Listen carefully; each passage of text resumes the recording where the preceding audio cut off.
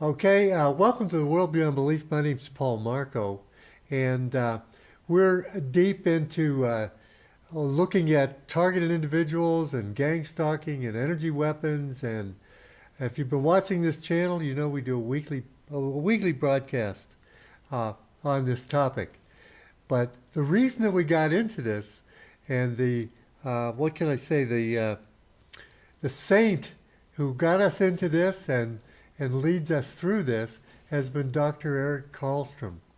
If you look on our channel, his videos are the most watched. He's an expert on this subject, and he's a brilliant lecturer. So I'd like to welcome back to the World Beyond Belief.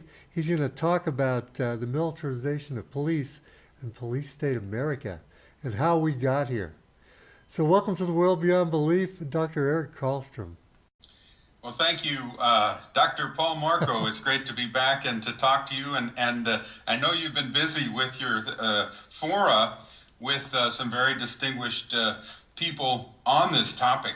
And so, wow, you're deep into it too. And it'll be good to compare our notes and our perspectives on this because we're all learning. Most TIs probably in the world still don't know what's going on to them. They know that their lives are being turned upside down, they're being harassed, they're being humiliated, they're being hurt in a very, very concerted and deliberate way. But they have no clue where it's coming from or why. So we're all struggling to put the pieces together on this thing.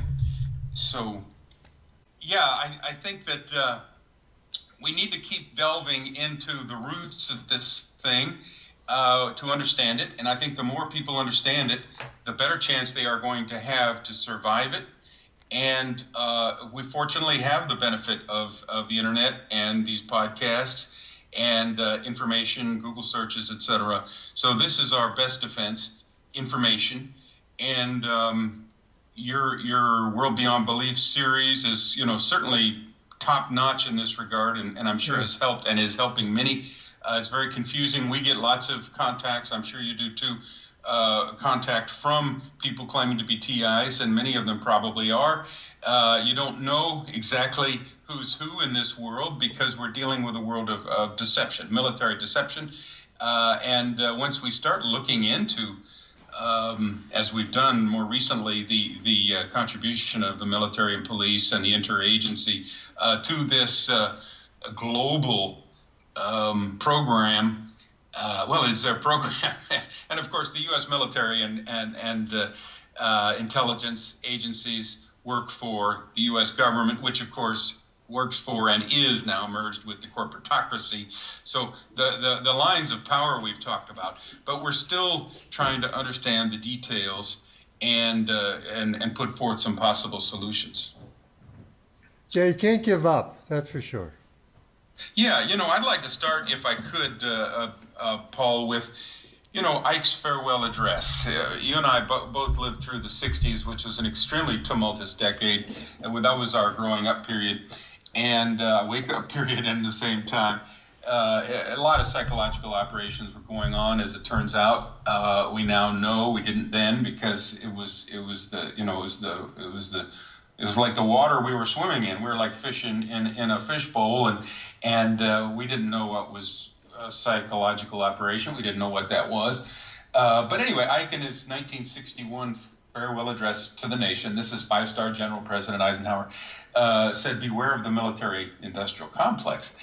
And, well, it turns out that during the Cold War, roughly between the end of World War II and 1989, when the Berlin Wall came down and the Cold War officially stopped, the Pentagon, the military-industrial complex, consumed $9 trillion of American taxpayer resources, which is more than all the other sectors of the economy put together.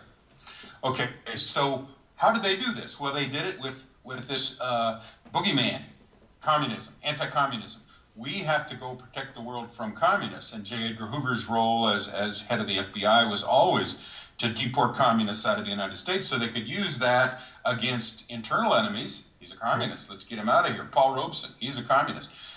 sent him to, he goes to Russia. And all he was a great black singer, And of course, J. Edgar Hoover hated blacks. It was and then of course all the other nationalistic movements around the world, such as Arbenz coming to little power in Guatemala, 1954, was deposed by the CIA because he wanted to get a little land from the United Fruit Company, owned by Allen Dulles and his buddies, back to the dirt poor peasants. And of course, then Allen Dulles of the CIA, and it's a familiar story to a lot of people, but most people don't know it. Anyway, I mean, Arbenz was a nationalist, but the label communist was used. Arbenz wasn't interested in communism. Neither was Mossadegh, the leader of Iran, who was by Kermit Roosevelt, who was a CIA operative with $1 million related to Teddy Roosevelt, who went ahead and destabilized that country, got Mossadegh out of the office. And there have been almost countless examples of these kinds of destabilization programs by the CIA and their associates, their minions. Now you have to talk almost in terms of the CIA DOD. Two-thirds of the intelligence operations in the world are funded through DOD. And, what happened when the wall came down was now these guys need a new boogeyman, right? They've got to figure out how to keep the bucks flowing. And, of course, terrorism has come along as the substitute. So now the war on terror, the global war on terror, is the new catch-all basket. He's a terrorist. This is a terrorist nation. This is a terrorist group, blah, blah, blah. And now our military doctrine has shifted generation war. Few documents going back to the 90s or 80s even, and going right up to the present. The military is ready to fight against individuals and groups. War is not confined to nations anymore. War is out amongst the people. It's in your country. The battle space is in your neighborhood. Okay, so we have all these military people ganged up with the police now through the DHS, the Department of Homeland Security fusion centers. What they're doing is they're going through massive amounts of data that's provided by NSA on every aspect of Americans' lives that are being surveilled, the metadata, of everything about your health records and about your buying history and about your IRS records, etc. And if they find somebody that they think might be a problem to the national security, which is this another huge blanket term like terrorism, which is completely fraudulent because it really is just protecting the power structure and not protecting the nation whatsoever. But if they find somebody that they think they don't like, then they'll have an analyst go in there and look through the data, and then they can annotate the data, put a little checkpoint next to this, and then they send it to another analyst. And there's 76 fusion centers now in the United States, and something like $60 billion a year coming into the Department of Homeland Security. And they're throwing out billions of dollars of grants to local police departments, et cetera, and local community groups to set up this civilian military spy phenome around system, which is actually doing, of course, the gang stalking. Right. So, we have this secret army. And what got me onto this idea was I get on these lists of emails, and some of them are pretty insightful. And one of the YouTubes that was given to me, or was shared on one of the emails, was of a journalist, George Webb. And I'd like to just make his last point. And in fact, the person who wrote me the email said, "Hey, I haven't heard of this idea before. You think this is true?" And basically what George Webb says is, okay, this gang stalking is an old program, going back to COINTELPRO of the FBI, the 50s, 60s, 70s, and going back to the CIA's MK Ultra and then MH Chaos, in which they spied on Americans during the Vietnam War because they were worried about the Vietnam Syndrome. Okay, the Vietnam Syndrome is when the people don't get on board for empire and colonialism around the world, and hamper and hinder the attempts of the military-industrial complex to go out and conquer the world, and which, of course, is what's been happening all our lives, Paul. And America has become the empire, the biggest and greatest in history, of course. And so he's saying this is an old program, but actually, he says now there's 2 million people on the terrorism watch list that the DHS has, but you can't find out if you're on the list because it's a state secret. Okay, so, and then he says, hey, but don't feel too bad if you're a TI because this isn't personal. What this really is, this is a training exercise for a secret CIA standing army to intervene in the case of an insurrection or a civil disturbance. Well, if you start looking into the literature, and I've got quite a bit of literature. I buy books and I read them. And here's a book from 2002, edited by Tom Burkhart, Police State America, U.S. Military Civil Disturbance Planning. Okay, so in this book, written by multiple authors, it's a small book. I really recommend that every TI or person who, now we call them heroes, right? Highly evolved, what is it? We're changing our acronyms. Now TI stands Truth Insister or Truth Interrogator or Truth Investigator. Right. So we've got to redefine this thing because all the terms are coming to us from these people, from the PSYOP people in the military or in the corporate sector. Now, I've got books now, Spies for Hire. Tim Chirac, 70% of the budget of the intelligence, you can call it the intelligence industrial complex, goes to private contractors. And many of these private contractors then will be headed up by ex-CIA, FBI, ex-FBI, and ex-NSA people through the revolving door from the government where they're trained to get more lucrative jobs in the private sector. And then they actually continue in the most sensitive areas of this, intelligence network, including all the black prisons that the CIA operates throughout the world, like Abu Ghraib and Guantanamo, Gitmo, and 25, 30 more. They're detention centers, they call them. Well, these are torture centers. Let's face it, and the U.S. tax dollars are paying for it. Gee, at some point, do you think the American people might say, did we ever vote to take over the world? Did we ever vote to torture Iraqis and have our agents sodomize Iraqi boys? And then send the video clips back to President Bush and Dick Cheney, who apparently get off on this kind of thing, live, real-time show for these guys. This is our tax dollars. This is America. This is America's face to the world. Right. If you start to dig in, and I speak to people, I've been down here in Mexico, I meet Americans. I spoke to some young women, middle-aged women who were realtors from San Diego, mother from Guatemala, father from Germany, probably, and NASA, probably, Nazi. But anyway, I told them about the Guatemalan coup, 1954. They didn't know about it. I talked to a realtor here about the attempt to create a North American Union between Canada, United States, and Mexico in 2005. It was a secret attempt by our president, Vicente Fox, the president of Mexico, and the prime minister of Canada. He didn't know about it. Americans have become so ignorant because we watch football, we read the newspaper, which is, a psyop itself, it's propaganda, as is the news. So there is this parallel history, which is the real history, which you can only get by digging. You can only get if you wake up. You can only get if you work. You can only get if you take your responsibility as a citizen seriously. Right. Something's got to click over, and you have to say, "Wait a minute, this is my country.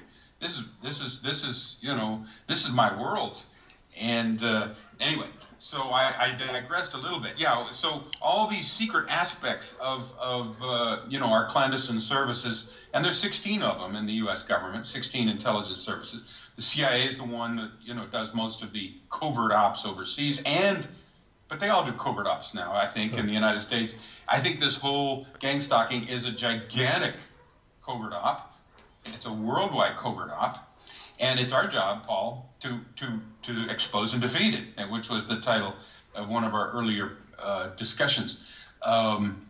It's a battle. It's an information war. It's a battle for legitimacy. The only reason they can get away with this is if the American people perceive that these authority figures who, like, say they have a badge, I'm FBI, and is under suspicion for blah, blah, blah. We can't arrest him yet. We don't have enough evidence. Would you please help us, blah, blah, blah, do this. Or, here, just sign up as a surveillance role player, perp, and get money. Get your phone app, go out there, right. And it's like a game for these people. It's like Pokemon Go. You get your orders. Okay, walk in front of this person. That's it. All you have to do is walk in front of this person. You get $15, $20 an hour. Okay, they say all the world's a stage. All the men and women are merely players. Well, we got a lot of actors out there now who are being paid to play these destructive roles. They don't know the extent to which they're destroying people. They don't know the extent of bad karma they're taking on to themselves. They know they're getting some money, and we have a lot of underemployed people. But this system is just so profoundly and fundamentally evil that it must be exposed, and these people must be called out. I mean, all the world's a stage means, it's all the same. It's not all the same. You do this kind of thing, in my present worldview, you're going to hell. Right. That's eternal consequences. That's payback. That's right. You're putting people in hell. Hey, you're going to go to hell if you're doing it deliberately, right, unrepentantly, consistently.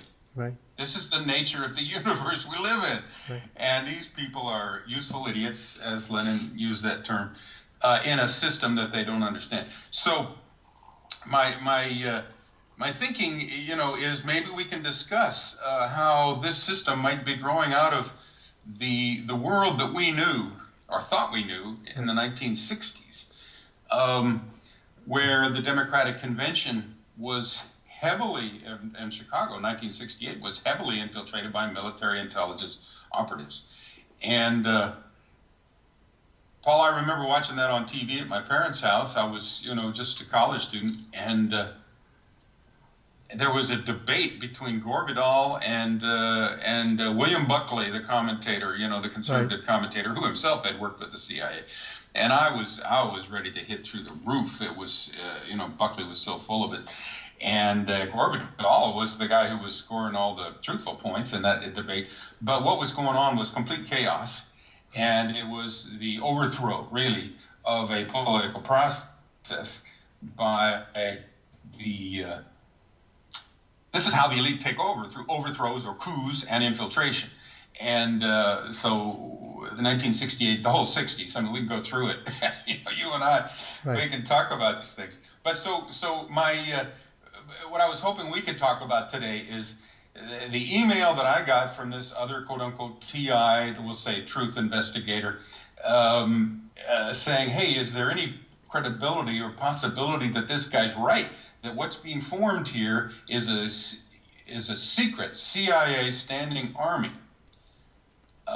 Who are these people then who are the perps who are in a command and control system, which is now driven by the military with their fourth generation warfare structure. So you now have these mobile command centers, these C4ISR, command control computer communications, or command control communications computer, and intelligence, surveillance, and reconnaissance, who are bouncing information off of satellites and who are accumulating data in real time, and who know tracking every individual that is in the system and then putting people on them to harass them based on psychological protocols that have been developed for those people that are designed to degrade them, as in the Zurzik song of the East German Stasi, decomposition.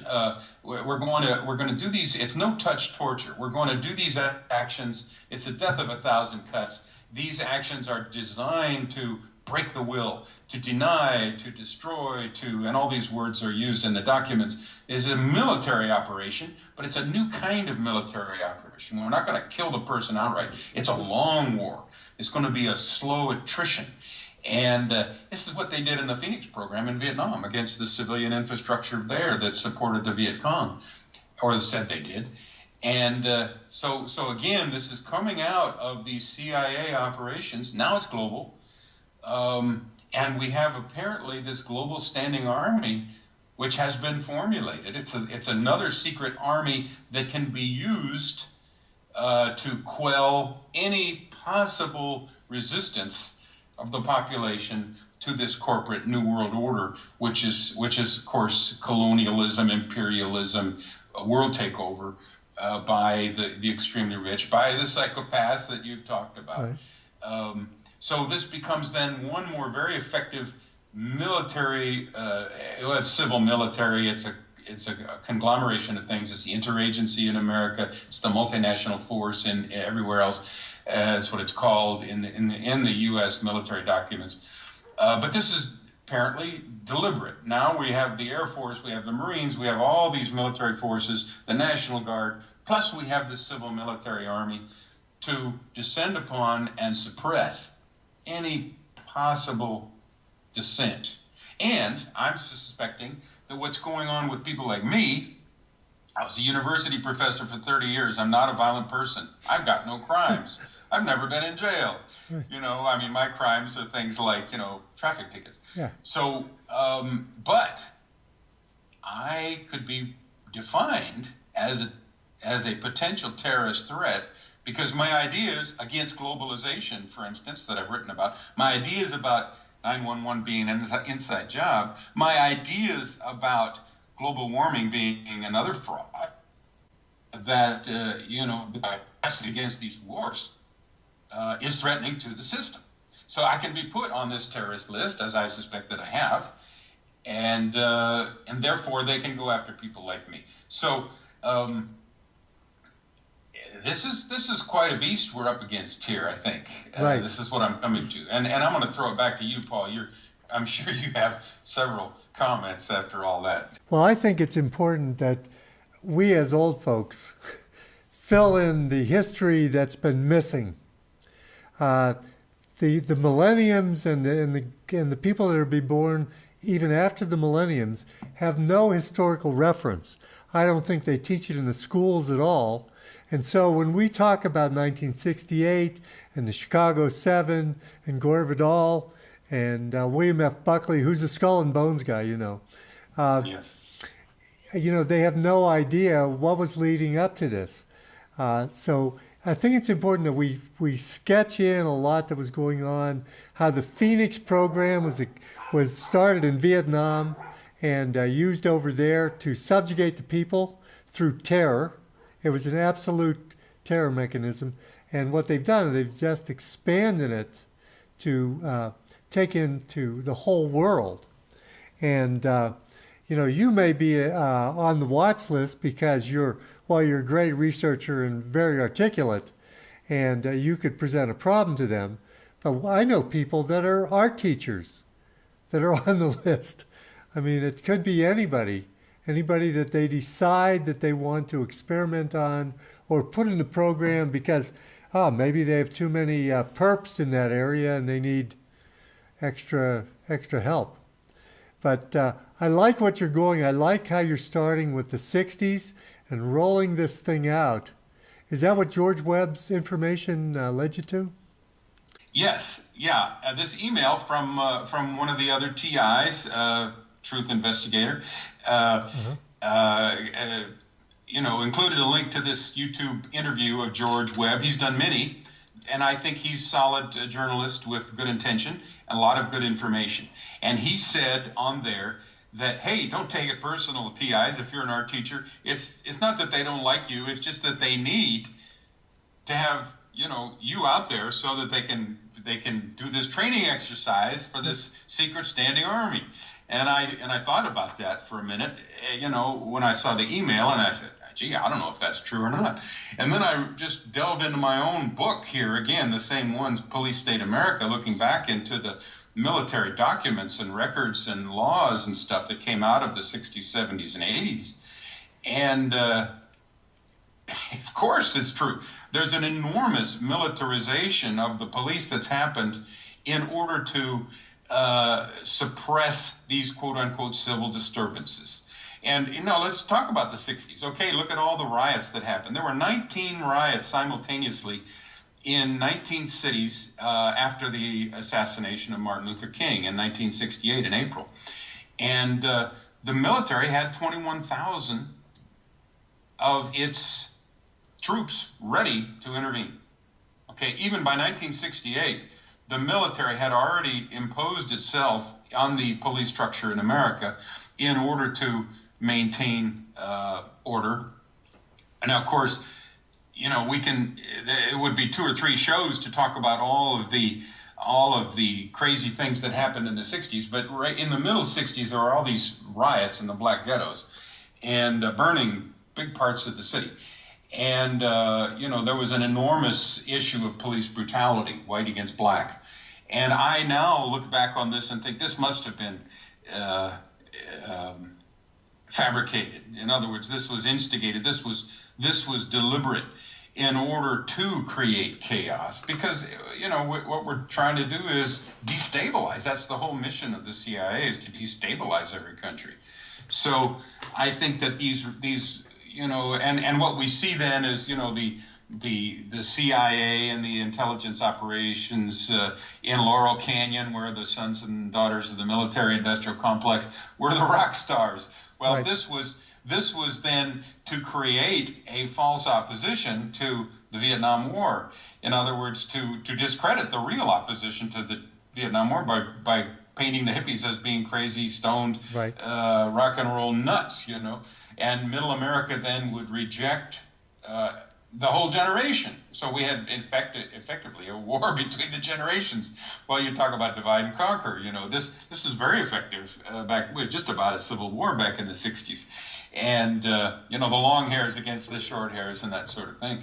And we see the same kind of infiltration and manipulation, say, in the Battle of Seattle, 1999, when you have this coalition of environmental groups and social justice groups protesting the World Trade Organization in 1999. And it was a peaceful demonstration, except the Black Bloc. The whole thing was infiltrated by these people in black clothes who went around, breaking windows and stealing TV sets and burning things. Well, the Black Bloc, as it turns out, was making money, and they were housed in downtown Seattle. Right. Their housing was paid for by the powers that be in order to discredit this this protest. In other words, so they hate dissidents. They hate dissent. And you've done programs on the Jade Helm. And you know about Jade Helm 2015 military exercises, civil military exercises, and then the unconventional warfare exercises 2016 involving 8 states in America. Who are they going after? They're going after dissidents. And you can make money then by playing the role of a guerrilla leader. This is your surveillance role player. Your role is to be a guerrilla revolutionary leader. And now the game, the war game, and they love war games and drills, is to, take you out. Well, obviously they're preparing for a big insurrection. Right. Obviously they're preparing for the clampdown of martial law. And we saw, when we talked about all the drills going on 9/11, which is one of our programs on World Beyond Belief, Webster Tarpley, the historian, the economic historian, identified 46 military drills going on the day of 9/11, 2001, and leading up to it, which mimicked every aspect of the quote-unquote terror event, state-sponsored false flag, synthetic terror event, which was 9/11, then provides the justification for this gigantic ramping up of the global war on terror at home and abroad. Okay, so now terrorism is the boogeyman, and it's all a fraud, because the terrorists in Washington, D.C. Now, Okay, so the whole thing is kind of like a gigantic house of cards. Now you have this huge national security establishment that's making billions of dollars. The richest communities in the country, Arlington, Virginia, where I grew up, Fairfax, Virginia, Spook Central, Loudoun, Virginia. These people, these are magnets for very intelligent people who go and work in these intelligence agencies and make a lot of money and do this kind of stuff. And the enemy, of course, is everybody now. It's the people.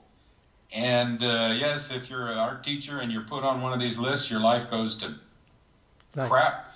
And you're part of maybe, apparently, a training exercise for this secret army.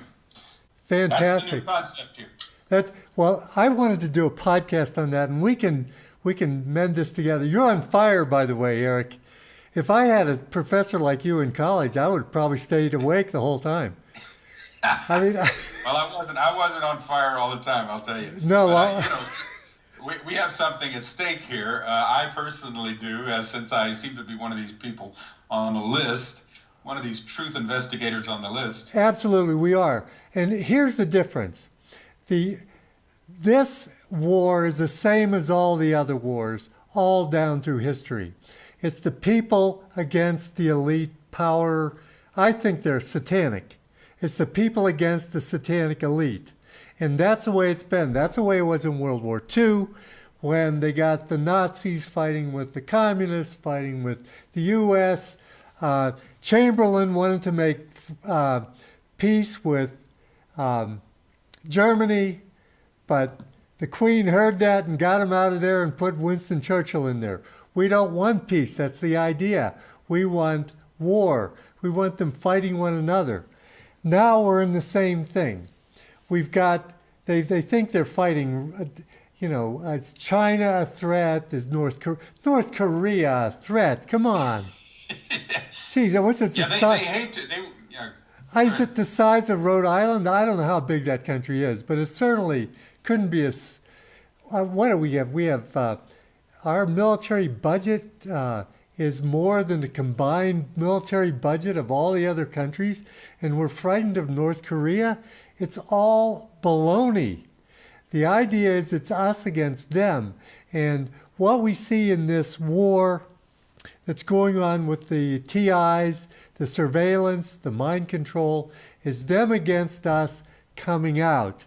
And the sooner we realize it's us against them, the sooner we can look back at what they've been doing. And I think this podcast is a great historical reference at how they've been warring on us since World War II. That's my reference. And how they orchestrated in the 60s. In the 60s, according to a way of measuring time called the saculum, we go through an awakening time. And everybody during that time, union members, old people, everybody wanted out of Vietnam. We all wanted civil rights. That's just what was in us. That was a meme that was growing up. So to fight the meme, what does the elite do? They divide the young people from the old people using a method called the Aquarian conspiracy, where they made us into hippie dope smoking. That's a throwback from the 60s. That's right. From you can't explain the 60s to somebody who didn't live through it. I mean, it was very, very, very chaotic. It was like going through a blender, and turn it on high and see what, and scramble that north arrow that people might have internally. You don't know which way you're pointed when you come out. No, and we were coming off of Leave It to Beaver. We were coming right out of Leave It to Beaver into this craziness, the hippie movement, and then you mentioned the Chicago 7, that craziness. That's the first time we'd ever seen anything like that. It was like the whole world was falling apart after the Kennedy assassination, and but it was all staged. It was all staged, exactly like the War on Terror, exactly like 9/11, exactly like what's going on today. And we have to remember so we know what side we're on. I think it's really important. Yeah, and if we want to look at the historical aspect of this, we can go back to Plato and Plato's Republic. Yeah. He says, in every city there are two cities, and they're at war with each other. One is rich and one is poor. And so, this perpetual war between the elite and their minions, because the elite print money out of thin air. Yeah. They own the money. They own the whole economy. And their many, many, many minions. I remember when I was teaching human ecology at California State University, Stanislaus, and I'm sure this is one of the many things that could have gotten me on the list. I mean, I started out the first 10 years, talking about, all the terrible environmental problems, and we're all going to die. And then after 10 years, I realized that the right-wing critique of the environmental movement was more correct. Actually, the biggest polluters are corporations and the military and the government. And most of the, we're going to die stuff is nonsense, including, of course, global warming. And but I would show a video, an excellent video called "Who's Globalization" by a guy named Kevin Danaher of Global Exchange in San Francisco. Kevin Danaher happened to have a PhD in political science, and he was a very fiery lecturer. And he would say, and again, who's globalization? Is globalization for the elite or is it for the people? And he'd say everybody with access to a college education is automatically in a contradictory class position. They can decide to serve the elite, or they can try to serve the people. Well, hey, I made my choice a long time ago. I'm not interested in serving the elite. These are pedophiles. These are crazy people. These are greedy, as you say, Satanists. Get right down to it. You have to say they're Satanists. So, if you have the brains and the desire to, go on through, get an education, there is another option, and that is to serve your fellow man. Now, that's hard because your fellow man often doesn't have the same bucks as the elite does, but so you have to be clever. But yeah, this is the battle. This is the battle. And so to understand that this gang stalking thing is part of this larger sweep and is one of many, many programs that has to do with the power structure protecting itself from the people to take the people out, to neutralize the people, to degrade the people, to make sure that, it's a preventative kind of thing now, or can be used as a preventative. Make sure Dr. Karlstrom doesn't have much influence, so let's make sure that his efforts don't go anywhere. Let's discredit him. Let's defame him. Let's, degrade him. Let's decompose him, as the Zerset word means in the Stasi lexicon. This is what's applied now to American civilians who are unlucky enough to be put on these lists, as well as people from all around the world, and they don't know what's going on.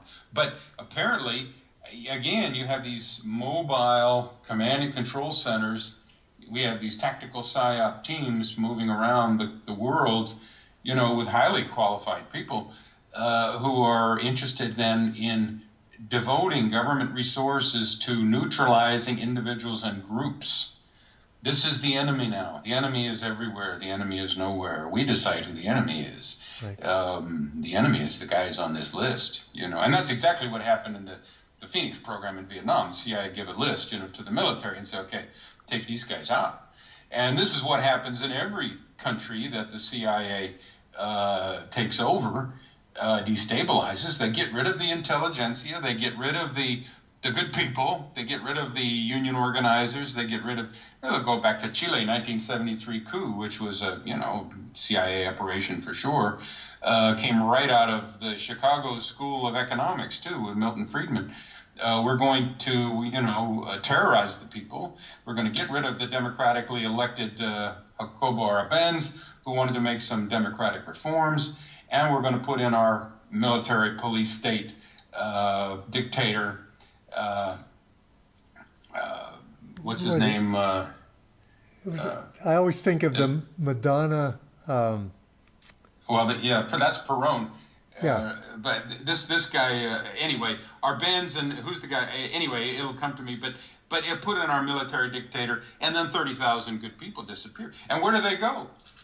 Nobody knows. You lost your relative. They're off the map. And it turns out many of these people go to some of these cults that the CIA was running in Argentina, like it's just, Children of God or something, with a German pedophile running it. Right. This is a network. This is a huge network. And the military-industrial complex got its tentacles into this satanic pedophile network and vice versa.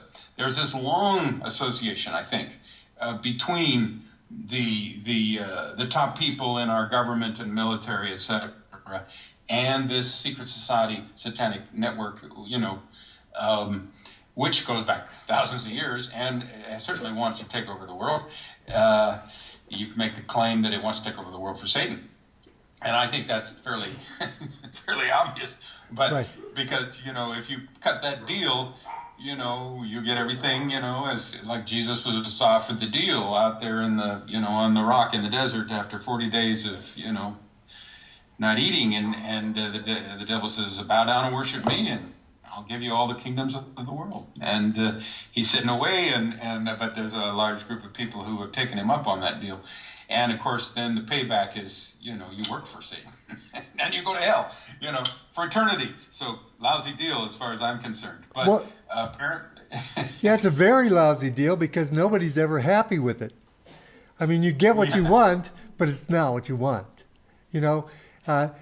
Helping other people, their service to others, that's what you want, and that's what's going to give you happiness. Service to yourself will never give you happiness. Well, I'm lecturing, but I think it's a big mistake to think that wealth and fame is what you want, because you're not going to be happy with it. It's going to come, I think, with a lot of strings attached. I think it does. In other words, yes, you can be president, but we're going to tell you what you're going to say and do. That's right. And hire this guy to do this, and you go here and you go there, and you say this, and so you're controlled. Yeah, heavily controlled. And you have to take part in these rituals, and from what I've seen, they're anything but pleasant. There's a movie called Bedazzled, and it's a lightweight movie with Brendan Fraser and Elizabeth Hurley. And she's gorgeous, and she makes the perfect devil, and she is deeply satanic. But it's interesting because every time she grants Brendan Fraser a wish, I think it's on YouTube. Every time she grants Brendan Fraser a wish, it's not what he wants. It's, something's wrong, and I think that's what you're going to find. So knowing that you're on the right side, doing the right thing is where you want to be, even though we do get kicked around and we do get deceived constantly. Even in this podcast business, let alone being an individual like yourself who is spied on all the time. Yeah, part of this being, a target, quote unquote, is, or the part of the, you're somebody else's training exercise is, they're running all these little setups, all these little games on you, which again are designed by psychological operations teams to send you messages which are designed to, deflate and degrade and humiliate and to wear you down, and so that eventually you'll give up. You'll give up doing anything. You'll go out of your house, that's what they want, or you'll kill yourself. Right. But they, a success for them would be you kill yourself. See, this is a new kind of warfare. In the old warfare, they just killed you. Yeah. But this is a little bit more like 1984. Where, Winston Smith, who is, in the Department of the Ministry of Truth, everybody should read this book if they haven't already twice. And Winston Smith noticed that, the ruling elite is having him, rewrite the history to suit their present needs. And he's constantly rewriting the past. And he's got just a little bit of an independent streak. He finds this woman attractive. But no, sex is not, appropriate in this highly controlled Big Brother world. And so he gets, the treatment from O'Brien, who's now torturing him in a room, and asking him what's 2 and 2, and he says 4, and zap, Yeah. And then he says, okay, now what's 2 and 2, And he said, well, anything you want, please stop, torturing me.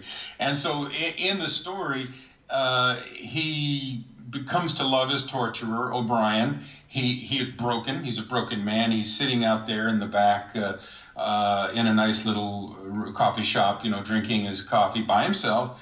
And he's been broken. He loves Big Brother now. This is the end of the book. That's the last line. Now he loves Big Brother. And then, of course, they kill him. So what they want to do is they want to destroy your body, your mind, and your soul first. They want to bring you to hell. And then they don't really care, whether you live or die, because they've got you. They got your body and your mind and your soul. This is very satanic. Now, I want to throw out another idea here, Paul, and again, now this is real conjecture. I think, we have some fairly, solid ground to be making the correlations we've been making so far, that this actually might be a way to train this secret army, to mobilize this new command and control structure that's going to involve civilians and the private sector and NGOs and vigilantes, etc.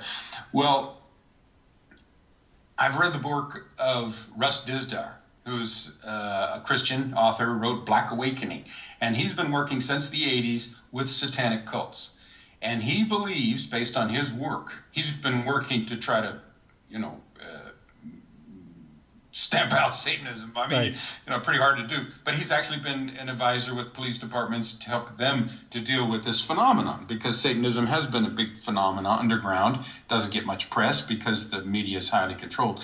But anyway, Russ Dizdar wrote this book, Black Awakening, in which he thinks there are 10 million satanic super soldiers in America now, or 20 years ago, or whatever, and 100 million in the world, and that these people would have been victims of, say, the MK Ultra and other government programs in which their minds have been fragmented, intentionally so, and alter egos have been installed, alter identities, even demons and animal spirits, and then these people then can be used as Manchurian candidates, somebody who would be flipped into another identity, and then would be given the orders, communicated with, given the orders to go shoot somebody, and then flip back into their other alter personality. Amnesia barriers would have been placed between the different personalities in the personality structure, which is quite elaborate apparently. And this person then could be used to carry out, government missions, much like the Bourne Identity series movies. But the difference is Bourne Identity, the storyline, he volunteers. This guy played by Matt Damon volunteers to do this. But these people were in fact abused before they were 6 and raped. So they're volunteers. I mean, they are victims totally. Of this system, which goes right to the Illuminati and back to the Egyptian Book of the Dead, but was perfected under the CIA's MK Ultra and the Nazi experiments, and to a lesser extent all the British psychiatry which preceded that, going back to the Tavistock Institute. Okay, so the scenario that I'm suggesting is that many, and I don't know what percentage, this is simply speculation, many of the perps may in fact be amongst these potentially millions of people who have been fragmented, who are what Russ Dizdar calls satanic super soldiers, and that they are being kind of organized in this system to be used again at a later date when they are needed for other operations. Now, this is really a dark scenario. But I believe we're living on one planet. And there's one reality, basically, the truth. And the truth is that if there's 10 million people out there who are fragmented as satanic super soldiers, and the government has a lot to do with that process, and the government has a lot to do with this process of gang stalking, perhaps there's an overlap here that we don't see. This is speculation. Oh, well, I think it's right on target. I've done work with programs that trace the satanic involvement. I think the reason that they torture isn't to get information. It's a satanic ritual that they're doing. They're pleasing their God by torturing people, because it's been shown in a lot of studies that, you can get a lot better information by befriending them, building common ground, and getting them to go see your point of view than you can with torture. Torture doesn't work in terms of interrogation. Torture works to serve the satanic masters. That's why people like Trump, oh, we're going to do torture and we're going to do even more torture. Well, great. We know what side he's on. He worships Apollo. You know, I'm happy that you're doing this now, because this is a breakthrough, because we were raised in a culture that wasn't language to deal with this. I mean, we were taught to dismiss Christianity when we were teenagers, because they're going to tie down our ability to have fun, and they're prudish, and my God, and then all the language that goes with languaging the situation that we're in. Satan, demons, possession, all this language isn't in our lexicon. So we have to like relearn things as we're coming into a reality that can be only languaged this way, I think. And certainly the satanic overlords are going to design a human system modeled after the satanic system. There's demon possession. Now we have TIs. Well, I have a woman that I work with every week, and she has a man in her head. His name's Randy Weber. And he talks to her, and he won't let her do things. He changes her dreams. It's technologically done, but it's demonic possession.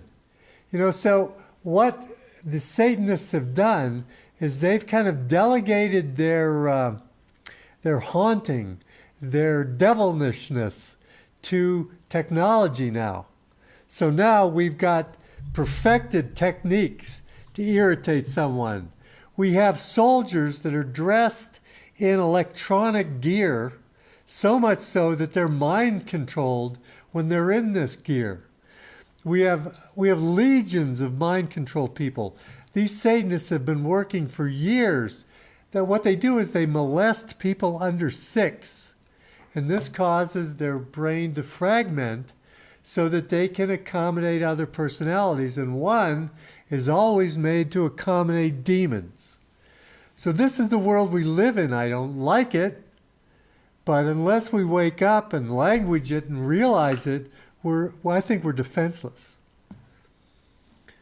So. Yeah, you know, a turning point for me, Paul, was in 2012 when I more or less dedicated the whole year to researching an article called the Mind Control History and Applications that is about 60, 70 pages, single-spaced, very, very heavily referenced, which talks about these things. You know, it talks about the history of the MK Ultra program and coming from the Nazis, etc. And any exposure to this kind of mind control, you realize the connection between mind control and Satanism is profound. And I made the analogy back then. It was like spending a year in the ninth circle of hell, even to come to grips with these realities. And this is what our government was spending money on back in the 50s and 60s, among other things. I mean, just think. The CIA, now I'm shifting gears a little bit, part of the MK Ultra was to test the chemical and the biological and electronic and hypnotic and every possible means of mind control. From a scientific viewpoint, 148 sub-projects, and MK Ultra was just one of many operations and programs on mind control. I could go into that, but we'll use it as a blanket term. Just think, they studied LSD, this hallucinogenic, very powerful hallucinogen, for something like 12 or 15 years, concluded that it was a psychosis-producing war weapon before they dumped it on our generation, Paul. Right. And they sent their agents into San Francisco to cook up, to pass it out. And, of course, they didn't know what they were dealing with at first. And, people from all over the government were trying it out and, with all kinds of crazy mixed results. But once they had figured out, yes, it's psychosis producing and it's a war weapon, and that's what they wanted to find out, then it was unleashed on the American people. So You know, I mean, my mind boggles at this. Who's making these decisions? Right. And as you say, it has to be connected to a satanic superstructure. In other words, now you have all these levels, highly compartmented organizations. I'm sure a lot of good people in the FBI, CIA, NSA, and all of these organizations who go in there for good reasons. But you're part of a bad system, and pretty soon you're going to be asked to do this and that and the other, which is very compromising, and you have to decide whether you want to continue, getting your work and doing your work and getting your salary and getting your retirement, or whether you're just going to go work at McDonald's or whatever. And I think that a lot of these people are compromised along the way. But that's a vast subject. But the system's very, very dark. And this mind control thing, which of course is a big part of the gang stalking, and apparently now as part of the whole structure, including the communique methods between the local commanders at these C4 ISR stations, which are mobile or virtual or fixed, can be in your hometown, could be in your neighborhood, in which they have access to the whereabouts of every single TI and what they're doing at all times, 24/7, and it's their job. They're getting paid to, well, I guess Catherine Horton used the word. They're professional fuckwithers. They're fucking with you. They're messing you up. That's right. That's what they're doing, and our government is paying them to do it. This is beyond the pale. This is beyond any. This has got to come out, and the United States people have to say. Now, George Webb in this interview was asked, what can we do about it? He said, well, what can Trump do about it? He can expose those 650,000 emails of Hillary, which show the extent of these very, very dark operations, these intelligence operations, that everything's basically a lie, as right. We've been discovering, right. And that this is how the elite manipulate us through these operations and through these lies. But Trump would get caught because he's got all kind of reservations and past history with the Lolita Express and our man Jeffrey Epstein down there. So he wouldn't be given that position if he wasn't compromised. I mean, very good point. I hate to say that, but that's true. And, yeah. And we should say we're in the middle of Beltane now. This is a satanic ritual time of the year when up until 2 days ago, up until 3 days ago, they were gathering captives, young children and women, and on the 25th they started ritually sacrificing them, and they'll do that all the way to May, sometime in the beginning of May. That's how they roll. That's what they're doing, and you can believe that the satanic masters at the top of this are involved, just like they're involved in Bohemian Grove and the cremation of care ceremony, where children are ritually sacrificed. Of course, if you hear someone say that, they'll say, well, they do a mock sacrifice. These are the richest people in the world, and it's a ritual to gain them financial independence and wealth, and they're certainly not going to do it with Barbie dolls. Believe me, they're going to do it with real people. This is what we're dealing with. Pizzagate isn't a sham. Pizzagate, there's so many connections, there's so many people that should be at least under investigation. I'm surprised that they were able to get away without investigating any of those psychopaths that are involved in that. Let me ask you a question, Eric. Do you think that if the stuff came out on Pizzagate in the 1950s, that people would actually mobilize and do something about it, or do you think we were subdued enough even back then to sit and wait for just an opinion? Oh wow! Of course, '50s is when we're kids. Yeah, we were I was a kids. kid in the '50s, so it was a fairly idyllic world, at least from a kid's viewpoint. I mean, we were playing in the parks, and the parents were getting together with other families with other kids and doing picnics on Sunday or going drives in the woods, on Sundays. Um, it was a secular upbringing for myself, but there was a lot of church Yeah, activity around. Now that I'm in the system, I do realize that, I mean, we kind of take for granted that people are going to be decent with each other, and people are generally decent with each other. But of course, if you're in the program, then that's turned upside down. you Now can't you're be. meeting people. Right. Yeah, now you're meeting people who are very hostile, and doing these things, that are scripted to degrade you, etc. And then you look in the military manuals, like Mark Rich did such a good job in his book New Revolutionary War, Revolutionary Methods of Political Control, and you see that this is all intentional, and they have comments in the military documents saying, these people have to be rooted out. We have to cut out the entire organism. We have to deny them all access to public support systems. In other words, there's the presumption that the military controls the whole society, and now we have to make sure that that there's no more societal support for these threats, these potential threats, and anybody now is put on the list as a potential threat by definition. So now what we do is it's like a modern day stoning, a ritualized stoning. Let's get the perception in the TI's mind that everybody's against them and is throwing rocks at them,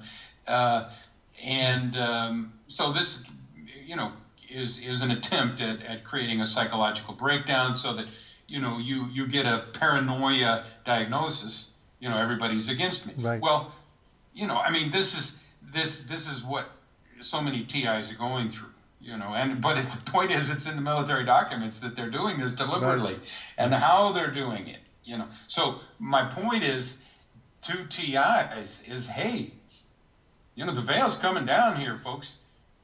We see what they're doing. We see that it's American tax dollars that are doing Right. this, and it's global, and it's unconscionable. And these are crimes, against humanity, and they're being carried out by individuals who are, making money. And many of these individuals work for the military. Many of these individuals are local vigilante groups, or they're your county commissioners or whatever. But they're being enticed by some reward system to be part of the structure, which, according to this George Webb fellow, may be in fact just creating another command and control secret army that can be used to suppress any pushback from the people in the event of the complete lockdown of martial law, or maybe the food stops coming, Right. or whatever. I mean, the government has many, many levers of power, and has run every possible scenario for how to take a country down, and has been doing it around the world. George Webb keeps talking about the old adage that a CIA operative with 3 years and $10,000 can go and destroy a country by destabilizing it. They're like a virus. They'll go in and they'll compromise an individual, say a member of the church, film him or her, him usually doing something sexually inappropriate, and now you've got him. He's yours. This is what a case officer does. He corrupts, he contaminates an individual so that now he's under your control, and now it's with your organization, or you better do this with your country. And this is how the CIA spreads this corruption Right. and destabilization, and essentially divides and conquers with techniques that are proven, time honored, Right. All the way back. over and over again. All the way back to the Jesuits. That's how the Jesuits would take over countries. They would come in and they would get the ear of the ruler, and then next thing they're in charge, or they have influence with the guy that's in charge. That's why they were thrown out of so many countries. Unfortunately, we don't have anywhere to throw these guys now. Well, I do. I have a suggestion there, Paul. I think we ought All to right. give them the very vast and I'm sure resource-rich island of Antarctica. We'll give them all a cigarette lighter and a sleeping bag. That's right. And, a week's worth of rations and drop them off there, and That's say, right. hey, you guys sort it out. You guys can get your hierarchy down here and you can do your sacrifice, whatever you want to do. You got the whole place to yourself. That's right. They can do their rituals till they by want. the way. That's right. It's tough because they're all around and they're really good deceivers. Now, we're also working against the mainstream media. Now, the mainstream media is demonizing us. And first of all, they're subverting them with all these puppet shows, the Korean puppet show and the Trump puppet show and all this stuff that means nothing to anybody. But we're being demonized, the ones that are waking up and trying to give people some continuity of how they've rolled this thing out over the years. Here's what's happening to you. Don't fall for the social justice warrior thing. It's a psyop. They're trying to take your language away. And that's the one that we deal with most all when we're trying to deal with people even around our environment, to try to wake them up and get them to do what's really going on. It's hard because they've already been influenced by the mainstream. Here's how you think about this. Here's how you approach this. These people are lunatics. Yeah, well, again, going back to the Vietnam syndrome, which you and I were obviously involved in, this was a time in America when, the American people, did actually eventually stop that war. Now, for those who are listening, the Vietnam War didn't start in 1964 when troops came on the ground as a result of this fraudulent Gulf of Tonkin non-incident.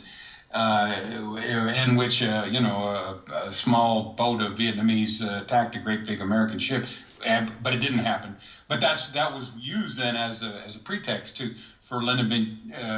Johnson to send all these troops and start the land war, which lasted 11 years, and then we left in disgrace in 75. But it actually started in the 51, 52 era when the CIA were putting their advisors in, and the French were pulling out of their colony, Vietnam. And the United States empire, which was forming at that time, wanted all those resources. And then, of course, managed to partition Vietnam, just like Korea, into two, North and the South, and then get a fight going. And then, of course, the CIA would have these tried and true tactics. They would actually attack individuals of influence. And then when those individuals, stood up for themselves and didn't die, then they called those individuals insurgents. And now it's a counterinsurgency war. We've got to go after those insurgents who aren't doing our will. It's the same thing now with terrorism, counterterrorism, terrorism. It's the same thing. The counterterrorism, every federal agency has a counterterrorism unit now. Just about, I'm sure the Forest Service has a counterterrorism unit. Absolutely. And of course, all of these then have to be, coordinated. And it's all a big lie. It's all a huge lie. It's a gigantic house of cards. Right. And of course, they might not like somebody like me pointing out that it's a big lie, because can you imagine the amount of money that's being made on this industry, the national security establishment? Many, many, many billions. And of course, add that to the military industrial, you're talking trillions, probably, just off the top of my head, probably $20 trillion since 9/11, in which it's really ramped up, both for domestic and foreign programs. In other words, the wars abroad and the domestic military, civil, police state at home probably consumed something like $20 trillion when Americans are struggling. Yeah. I think it's... And people are losing their homes in these contrived depressions, right, or recessions, whatever. And, at what point are Americans going to wake up and say, no, this is not a good deal for us. We really don't want to conquer the world. What are we going to do with the world if we do conquer the world? And now we see that you guys are the ones who did 9/11. And so the global war on terror is, you're scaring. You know what your chances are of being killed by a terrorist, Paul? Statistically, one in 20 million, which is the same as being killed by your living room furniture. Yeah. So it's much less than being killed by a bee sting, or a shark or something like that, or a hurricane or a tornado or a lightning strike. In other words, it's a complete fraud. The whole war on terror, like the war on communism. So that's why I started the way I did. You got to have this perceived external threat. And now we've shifted from communism, and now it's terrorism, and it's a big, big, big money-making lie. Yeah. And people are being killed, squashed, countries are being destroyed in the name of this global war on terror. And all it is imperialism, empire, rich against the poor, theft of resources, human resources, people's lives, and of course natural resources, land, right, minerals, etc. So it goes back to those very basic things. And the people in the middle, the mercenary middlemen, are the soldiers, and they are the generals. Of course, they're high level. These are and of course, if you get into the interviews with Kay Griggs and things like that, talking about her ex-husband, who was Princeton, skull and bones type pedophile assassin for the top guys. I mean, these guys are really, really, really sick. And so, at what point, do the American people? Now, going back to your question, I saw we digressed. What about the 50s? Interesting point. What about the 50s? Would we have stood up if it had become clear that Satanism was going on? Would the country have stood up? I mean, those were the wholesome days of Leave It to Beaver, Right, and men were men, and they would knock your block off, I mean, it was... Right. Yeah, a lot of fights in the street, and, and of course this was a problem that they've been, trying to resolve in lots of different ways with their chemical industry and stuff like that. I think it might have been, but, again, this Satanism goes back thousands of years. So, you go back to the Salem witch trials. Apparently there's now, a satanic center back in Salem, Massachusetts. I mean, this erupts through history. Right. Satanism. And so, therefore, it's really good to read some Catholic books, that talk about this perpetual war against the Satanists, and, ritual abuse and ritual killings and, satanic ritual abuse, etc., which includes killing children, again, offering to their God. So I have identified this historical trend in my websites, as Judeo-Masonic Satanism, Yeah. And it is a historical thing. And if you want to read about it, read Hugh Aiken's book, Synagogue Rising, or, there's a whole bunch of books that talk about the history of these things. The main threads do, the secret societies, etc., Rosicrucians, Masons, OTO, all these things kind of connect to, this black magic system, which was taken out of Babylon and codified in, in the Jewish Kabbalah, which seems to be the black magic system that the Santeria cults of, South America use. There's an overlap, between the voodoo cultures, the cults of Haiti and whatnot. There's this, there's this satanic black magic thing going on. And that is the manipulation, the recreation, the reinvention of reality. Because God made reality. Satan doesn't like that. Satan wants a new reality. Satan doesn't like God's realities. He wants to overthrow it. He wants to, create a new reality. So, hey, if I say global warming is real, you have to believe it, Right. It doesn't matter whether it's real or not, because, it's a matter of power. Yeah. And power is you do what I say, And so they'll take all these fables and these myths, like the 911 fraud and the global warming fraud, and so many other frauds, these operations, and they're not concerned about the truth. In fact, they live on lies. The substance of their lives is lies. And the whole war on terror is a big lie. And yet it's a multi-trillion-dollar industry in America. So how can you have a government and a civilization based on lies? I don't know. That's what we've got. Yeah, I think that as you're saying this, and you're speaking truth the way I know it after having investigated. You're saying truth. And I think truth stands on its own. Lies need repeated and repeated, but truth stands on its own. And they always call it a counterinsurgency, which is really interesting because a counterinsurgency, it's counter to something. It has to be against something.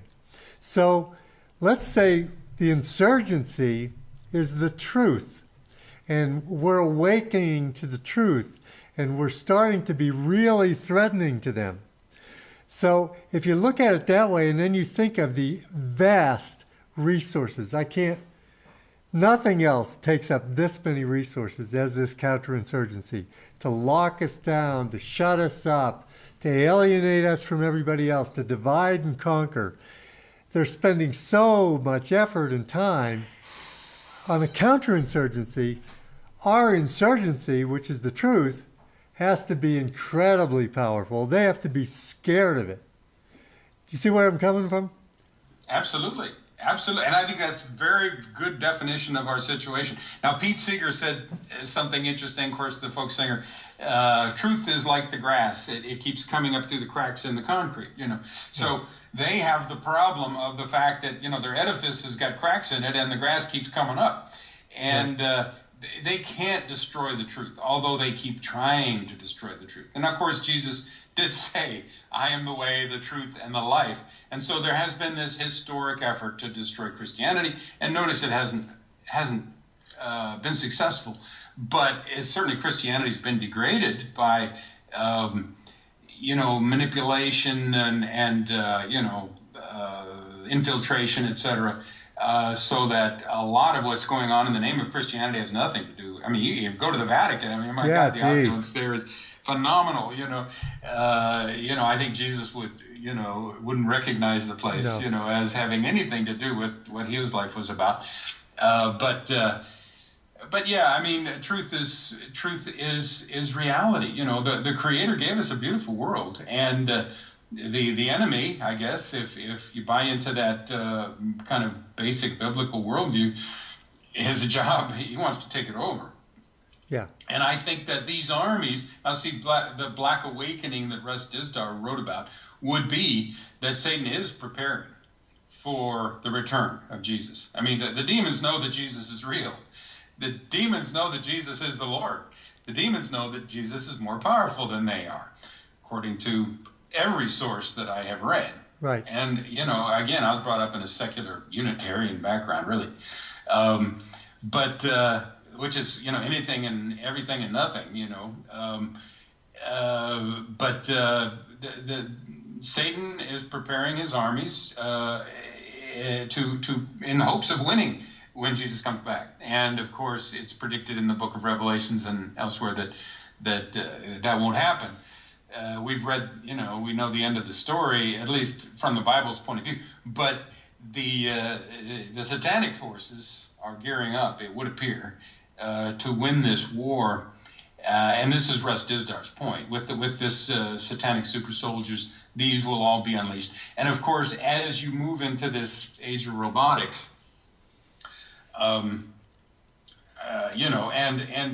Hitler said, World War II is about the Superman. What is the Superman? The Superman is these enhanced individuals, these satanically enhanced victims of satanic ritual abuse, who can then be the Manchurian candidates and the sex slaves and whatnot. The Jason Bournes, you might say, that are produced by this age-old process of ritual abuse, multiple personality creation, selection. The Illuminati is always selection. And the Illuminati is one of these secret societies at the top that has a plan for taking over the world, which was enunciated in their 1776 documents. They were found on May 1st, 1776. And going back to that calendar of yours, April 30th, coming up in a couple days, is Walpurgis Night, which is the day before May 1st. Yeah, this is a very, very important satanic holiday, perhaps the most important on the calendar. Yeah, I mean, we need an old-fashioned witch burning here. Yeah, I think we do. Well, maybe in the 50s they would have done it. Certainly, we need to do it now, That's right. Well, I think that what's happening, and this is just from my perspective, I think that Christianity is being purified by this. Because how I'm seeing Christianity is the opposite of this. It's, what do they call it? A prophetic logic. What's the opposite of it? I'm seeing in Technicolor what Satan and the Satanists are presenting in their world. And by extrapolation, I can see what God is and what God represents and what his, and I can see that these are deceptions and this is truth. And to me, the falling by the wayside of a bunch of, there's so many, well, I think there's 38,000 Christian denominations, and I think that was 5 or 10 years ago I heard that. So everybody has a whole little different idea, and they're coming up, and you know they're infiltrated by Satanists. You know that most of them are somehow connected with somebody who, because Satan's not going to allow this stuff to run amok. He's not going to allow people to see the real truth. He's going to be infiltrated. So that's why it's fragmented so much. But I think the apparent all-encompassing influence of the satanic Luciferian force makes me see a Christianity or following my God in a lot more pure manner. I don't know whether this makes any sense, but it throws out a lot of these false doctrines that were riding on it. The first one is obviously Catholicism. That church was, well, the first thing it did, it changed its Sabbath to Sunday, which is what the old Babylon church would always follow. You worship on Sunday. That's the first thing it did in the 3rd century. So I think for me, it's a purification process, purifying my faith. It certainly is confusing. I mean, I've been to Catholic churches, I've been to Orthodox, I've been to a number of Protestant, and of course they're all got the different spin. The Catholics have a long history, a written history, popes and everything. Sure. Many of whom were infiltrated, from the other side. But you read a book like Hugh Aiken's Synagogue Rising, and he's talking about the synagogue of Satan here, which Jesus predicted, which is really the top echelon of, well, he says they're Jews who say they are Jews and are not Jews. Right. Okay, so it's very confusing right there, Those who say they are Jews and are not Jews, but are the synagogue of Satan. That's Revelation 2:9 and Revelation 3:9. He says it twice in the same book. He's saying that this is the beast system, the major dominant system in the end days. And he's identifying that system. And,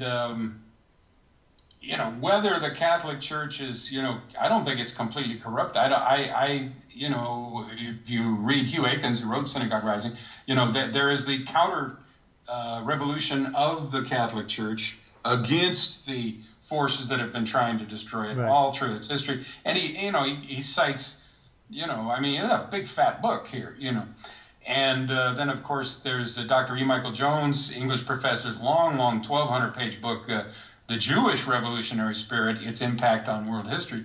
And he's, again, talking about this 2,000-year battle between the Pharisaic Jews, who are now the Orthodox Jews, and the Catholic Church. And now there's a 1,200-page book with a lot of information in it, Right. So, again, you're talking about the young people not knowing what's going on in the 60s. Well, there's 2,000 years worth of, spiritual warfare going on here, which is intense.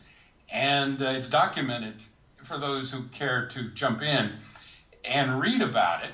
And I suggest it's a good idea to do that.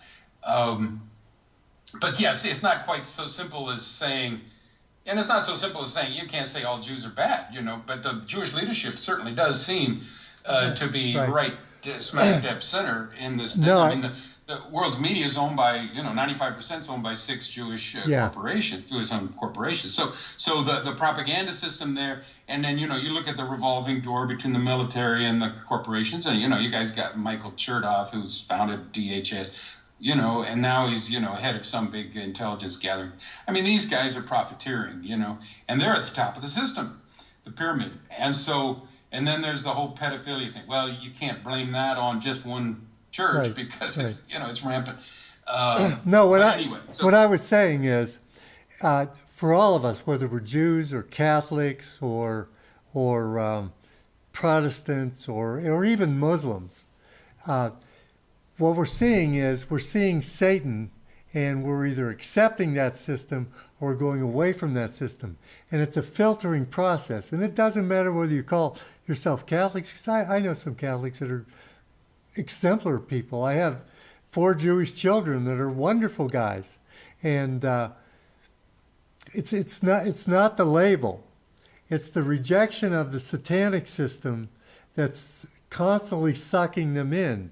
And I see the sucking of the satanic system as being a purification for whatever you call yourself, a Muslim, a Christian, or whatever, because you're seeing the other side, you're seeing the truth, whereas that system is showing the falsity. It's like a real hard-edged dichotomy that's now taking place, and it's becoming more and more vivid. As you wake up, it's like, oh my God, I can see it so clearly now. I know the way I need to go. And people, they can have a choice, I suppose. No, but I'm not saying that. I think that what I know of the history of the Roman Catholic Church, it was kind of put together by Constantine. And Constantine, in order to be a great, powerful leader back in the day, I think you had to follow the Church of Babylon in order to get into that position so that you could assimilate Christianity that was growing by leaps and bounds, I guess, and assimilate and make it your state religion. I don't know, but I know that for me, my faith is becoming more and more clear as I look at what's going on in the world in Satanism. I guess that's what I wanted to say. I think that's an excellent point. I came across the idea recently, to understand good, you first have to understand evil first. Yeah.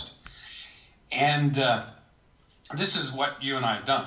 I mean, we've looked at the evil, and now we can see the importance of the good. I mean, because the evil is so dark, and it's consuming so many people. And is damaging so many people, deliberately so, that we have to stand up against it somehow. And of course, that also involves an examination of your own life and conscience, etc. I guess the characteristic of a psychopath is someone without a conscience, and maybe roughly 4% of the population would be almost like a different species in that sense. I mean, they don't have they're not wired the same way. They have no conscience. And so this whole aspect of Satanism, I do believe you're right. It's very important. It's very central to all of this. I do believe the gang stalking system is satanic. Absolutely. It's a satanic system. It's run from the top Illuminati satanic families, and then there's this gigantic hierarchy right down to the street level perps who could, just be a poor guy who needs some money, but maybe he's kind of compromised on this, or maybe he's, the police are going to let him off this if he does that, the same kind of, deal making, etc. But the deeply satanic nature of gang stalking is striking, and I think Satanism, or the satanic nature of it, is a fundamental component of it, and a lot of TIs will talk about that. That they're being assaulted by. It's almost like satanic oppression. Right. It's like you are deliberately put in a system where you are satanically oppressed, and maybe they're just taking people who are currently not scripted to go to hell and make sure that they go to hell. Maybe it's almost as simple as that. It's like, okay, let's get more recruits for our religion, which is Satanism. Yeah. The question for me is this all orchestrated from the top with the help or the overseeing of God, or is it actually the way that Christians describe it as a battle between good and evil? I've trouble with that one because I think God's all-powerful, omnipotent, and all-present.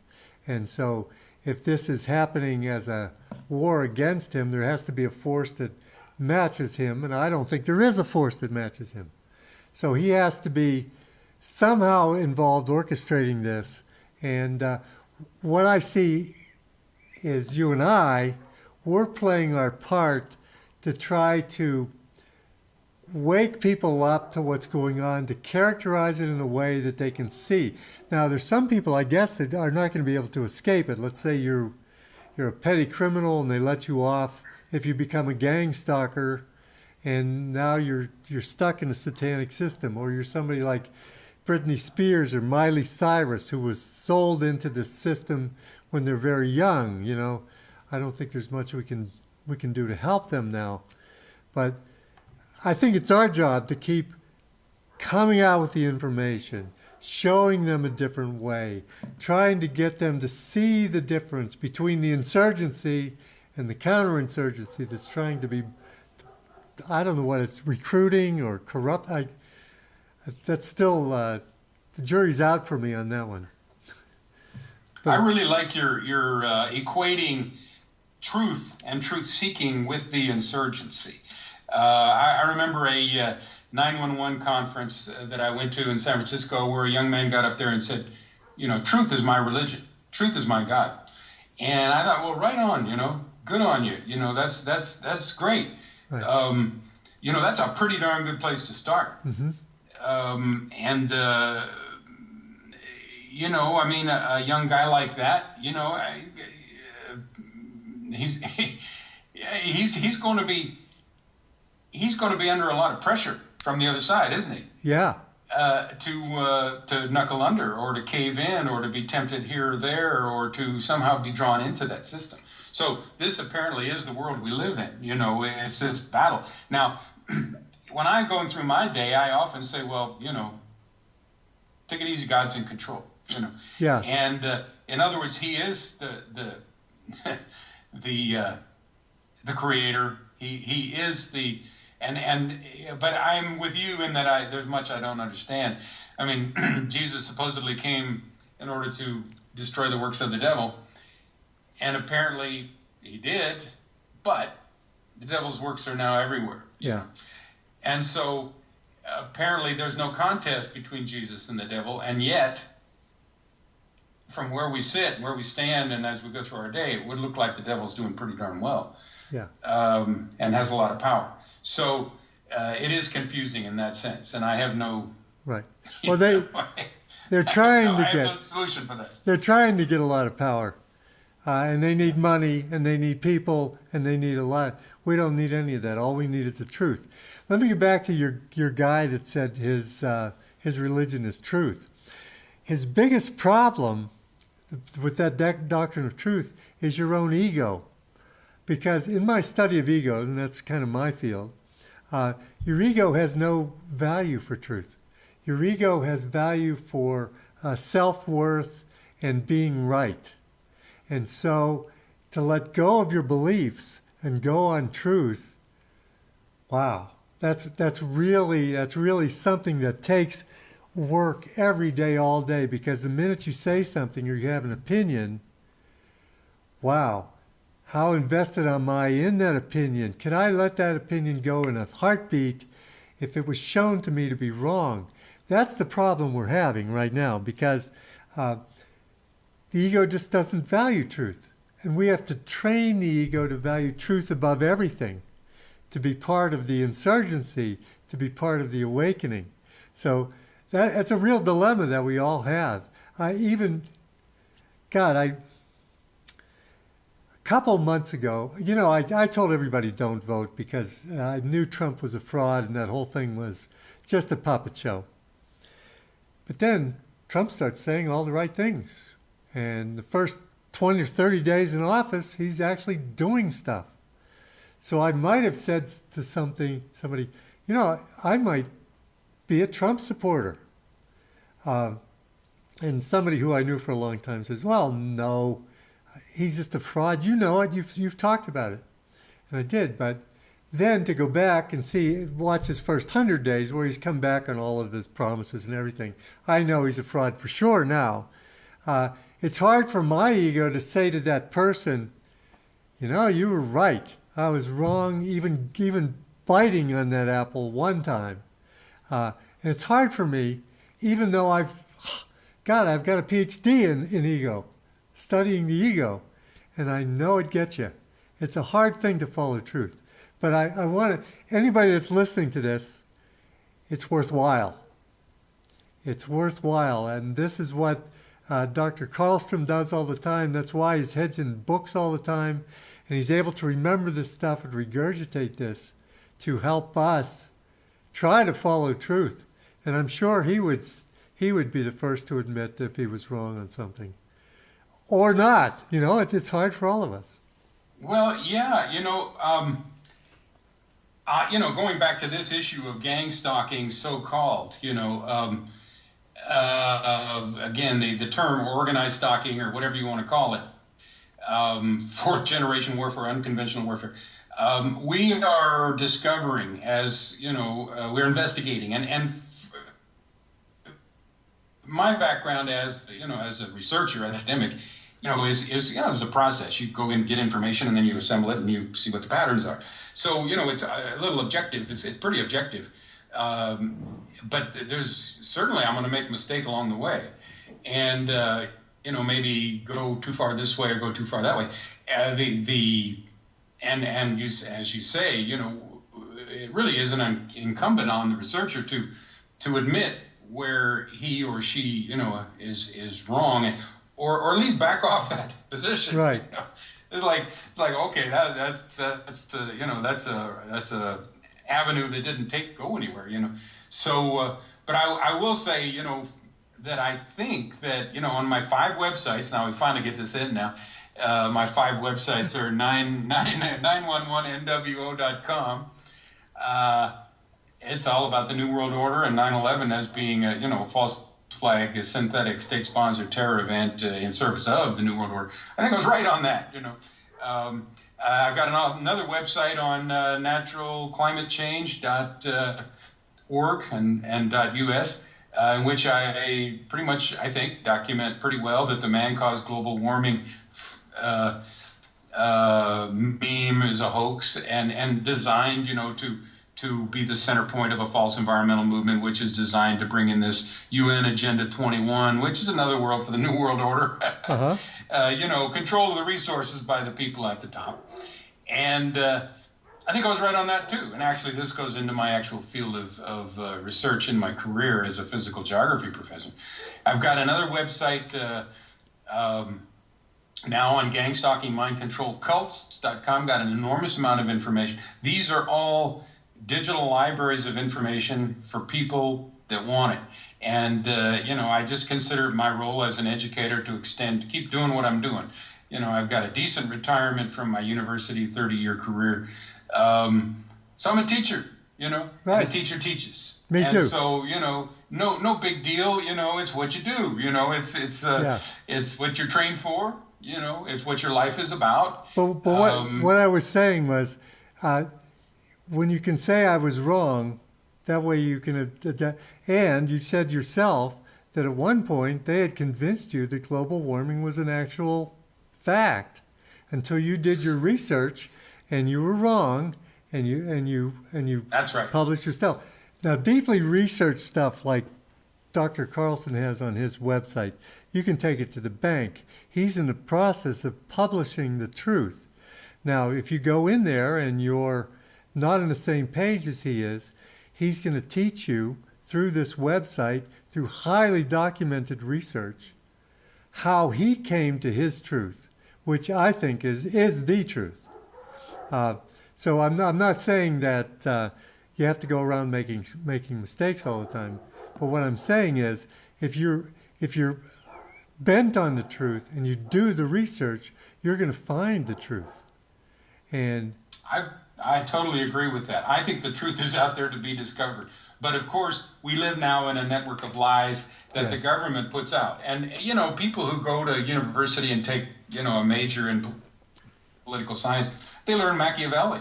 And, Machiavelli is this Italian, writer who wrote The Prince. And he's advising the prince back in the 1500s or whatever, 1600s. You divide and conquer, might makes right, the ends justify the means, and you have to lie to the people in order to control them. Right. And people would much rather have a, attractive lie than a hard truth. Well, you and I are in the business of a hard truth, Yeah. Because people can protect themselves and, what they have, their loved ones, etc., with the truth. If they've been sucked into these lies, they're completely looking in the wrong direction. They're easily manipulated, they're easily duped and fooled and used as useful idiots. So the truth then is like solid gold in Right. terms of a war situation. Well, we have a war situation. Right. Gang stalking is a war situation. You're in a war, and you don't know at first who's waging it against you or why. Exactly. You have no clue. All you know is all of a sudden your world is totally upside down. You might be out on the street. You've lost your job. One of the things that George Webb mentions in his interview that we talked about is that half the Fortune 500 corporations are contributing to fusion centers. And one of the reasons, or main reason, would be if they have an employee they don't like, they just put them on the list. Yeah, you don't even have to fire anybody. You don't have to fire them. You just put them on the list and watch their life go to shit. Excuse my language. That's right. And then all of a sudden they've lost their job, they've lost their home, they're out on the street, and they've committed suicide. Right. So, this is a dangerous, sinister, evil program, and yet Fortune 500 corporations, or at least half of them, are financially supporting it. So, the tentacles of this thing go deep, deep, deep into the power structure. Exactly. And I also think that nuggets of truth, like the ones found on your website, help you navigate this deception. If you know certain things are true, and they're fooling you with something else, to question that heartily, because it doesn't conform with something that you know to be the truth. So finding the truth and knowing the truth is the only way to get through this maze. It's the only way to formulate the insurgency, is knowing. Yeah, which is why you go back to, Winston Smith on the table and O'Brien with the electrodes and, what's 2 and 2? And he says 4, bzzz, what's 2 and 2? 4, bzzz, so they hate the truth. They want your mind to be flexible and accept different truths that are false. And this now makes you a double-minded person, just like the book of James talks about it. A double-minded person is unstable in all his ways. And from an individual point of view and as a citizen's point of view, we need the truth. From the point of view of the power elite, the opposite side of this war, the truth is the greatest enemy of the state, according to Joseph Goebbels, head of the Ministry of Propaganda in Nazi Germany. Truth is the greatest enemy of the state. So the state is coming down very, very hard on the truth. State media complex, industrial military complex, coming down very, very hard on the truth. And I happen to believe God's in control. God's in control. And I think so too. That the truth will win, But we've got a bumpy road going right now. Yeah, it looks like everything's against us. But I think if we just ground ourselves in knowing that we're finding the truth, and even certain people that I've known that have been rudely awakened by these things or being involved in this TI program, the benefit is you can no longer live in the BS world that they've created for us, because it's not comfortable anymore. You've got to look, you've got to find, why are they doing this to me? What's happening? And I think some good's coming out of these horrible, torturous things that people are going through. I tell you, an image that goes through my mind that is very bothersome. I see this image that we've seen on TV and in the documentaries of the, square-jawed Marine sergeant, or who knows, maybe he's working for Halliburton or Blackwater or something. And he's at Gitmo, Guantanamo Bay, a torture center, a detention center, where they rounded up these goat herders from Saudi Arabia, obviously who had nothing to do with 9/11. And then they put them in, confined, solitary confinement. Basically what they're doing is driving them crazy slowly through torture. And then this square-jawed Marine is walking the guy, the goat herder around. The guy's got his wrists tied together and maybe his feet are slightly shackled, and he's shuffling along. And this is how we're paying our soldiers, to torture these goat herders from Saudi Arabia. I mean, this is so, and then we watch it on TV. Right. And of course, this has a chilling effect. This is what's called implicit terror. We have explicit terror and implicit terror. And the implicit terror is, hey, this could be you, you know. Exactly. And I think as long as we allow this Guantanamo Bay to exist, it shows us, for our internal selves and the whole world, what we're about. We're about torture. And in Guantanamo Bay, I've never heard anything about them interrogating, torturing for information gathering. They do it for 10 years, for heaven's sakes. Don't you think that if someone knew something and they were going to be broken by terror, don't you think it would happen in 10 years or 20 years? I don't know how long it's been. I guess probably 2003. It's probably 15 years by now. But that's an American shame. As an American, I can say that, and a worldwide disgrace that we allow that to continue. Allow our tax dollars to go to supporting that. We do that as a people, as a culture. We do that. We dress them up in orange jumpsuits, which is the satanic color, and we have them kneel. And if they want to starve themselves to death, we put a tube down through their nose and feed them. I mean, it's shameful for us. It's shameful for what we call the free world. And I think if you wanted to do something and you're out there just looking for something to do, work on them to get that shut down. Because I think if we could get that shut down, that's the first step in getting probably the other 500 that are set up worldwide doing the same thing to be shut down. We need to turn our back on that kind of behavior. We can't do that anymore. Anyway. And by extrapolation, we as a nation are behind this global gang stalking program, yes, which is the Global Phoenix program, which is a no-touch torture system that targets individuals deliberately, and that is a military word, target, who have been put on a list for whatever reason, and there's no review of that list. The people are not given an opportunity to hear their charges. So we're going back to pre-Magna Carta days. There is no legal. It's an extrajudicial process entirely, and then it's no-touch torture unto death for these individuals. So this is not that different from what's going on in Gitmo. This is our nation, the shame of our nation and our military and our populace through this civil military operations involved in doing the same thing. Now, of course, what's going on another level is that the military or the power structure is identifying enemies so that the country can unite against these common enemies, you see. The enemies are everywhere. They're here, they're over in Iraq, they're in Afghanistan, they're in America. They're the terrorists, you know. I'm the terrorist for, right, you know, for investigating the truth now. Yeah. And now we'll get the people in my community in, say, Crestone, Colorado, you know, to play roles to harass me or whatever. And that, to me, is a shame that's, you know, every bit as shameful as right, Guantanamo Bay.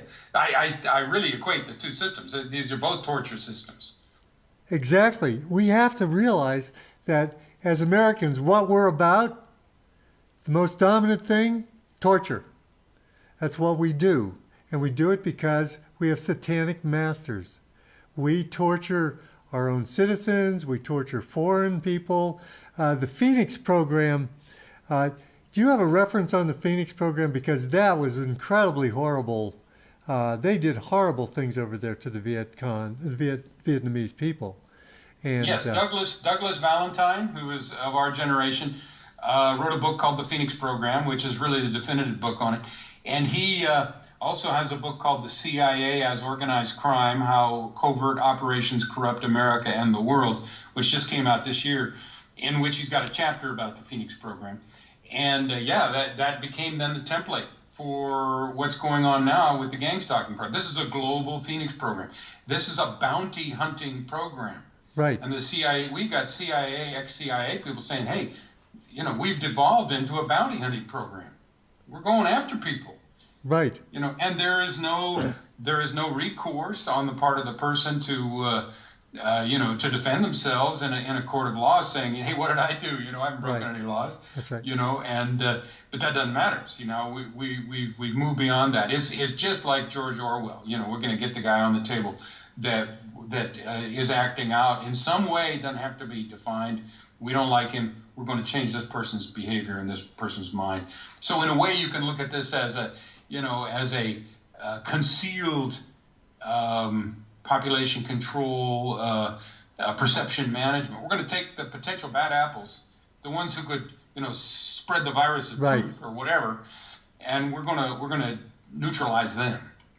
Right. So this system is so corrupt and so evil that it's hard to believe we're not in the last days. I mean, this is an extraordinarily evil system. It really is. But they're fighting against something that's must be very, very powerful, because they're pulling out all the stops. So this truth, this insurgency, we must be something. I think we are something. I think we're divine beings, and I think we're made in the image, and I think we are very powerful. And it'd be cool if we could work our way out of this. And the best way. I think what we're doing is, we're doing our best, which, that's what we can do. We can do our best, and it gives us opportunities to, to learn and to grow and to share what we know, and to hopefully teach others some, and to help others some. I get like you, I get many emails, I have phone calls, I get letters from people claiming to be TIs, many of whom I think are very legitimate, and some of whom I'm not so sure about. Right. Because obviously this is a program that's huge, and there will be lots of trolls and impersonators and actors playing all parts to deceive. But there's no doubt in my mind that, and my suspicion is that there are millions of people in this program. And in this show, we talked about the possibility that in addition to the no-touch torture going on with this program, that there is actually a secret CIA standing army that is being trained in this process. We really have to come to grips with thinking about what that might be for, and maybe we can talk about that in a future. Yeah, we need to do that. I also think there's a secret army being programmed by television that could be triggered at any time to do God knows what. I know that they really don't appreciate my opinions because they differ from the CNN's opinion or MSNBC's opinion, and so. But I'm the bad guy because I'm trying to get people to come out of that programming trance. So this has been just an incredibly invigorating thing for me. It always is. You're always so inspiring and knowledgeable, and I don't know how you can keep all these books in your head. You just have a special talent, and a special talent for research. That's why you're being on The World Beyond Belief as often as you can is really important, because you speak at a high level, your research is flawless, and you do speak the truth, and that's what we need to get out. Why don't you go ahead. Why don't you sum up and give your websites again, and we can end this. Okay, Paula. Yeah, I think it has been a great discussion. I really appreciate it. And as we continue, we're learning, we're teaching each other, we're learning from others, and is extremely important. I think what you're doing, what we're doing. My battery's going down here, so I better talk fast now. My websites are 911nwo.com, gang stalking, mind control cults.com, naturalclimatechange.org, San Luis Valley waterwatch.com, where I live in the San Luis Valley of Colorado, and also my musical website, the only one that I'm selling anything on, which is my music, my CDs, is erickarlstrom.com. The rest of this stuff is free for the taking. Once in a while, I respond to people who give me feedback, which I appreciate. In fact, that's how indeed I met Paul and Mindy Marco here from response to one of my websites. Right. But I'm not very good about going there because I'm busy researching. Right. It's like my attitude is keep going forward, and God will sort it out, you know. But anyway, I sure appreciate this interview with you, Paul and Mindy, and your efforts. And I'm looking forward, as soon as I can get set up, to getting on some of your four-way interviews. They'd love it. They'd love it. They're looking forward to you joining them. And hey, I've listened to Eric's music. It's delightful. It's kind of, I'd characterize it a combination between classic and country. It's very sophisticated. It's like a very sophisticated country music. Very refreshing. So with that, we'll say thank you very much, Dr. Eric Karlstrom. It's been a pleasure. And I'll say thank you to the World Beyond Belief audience. Bye-bye.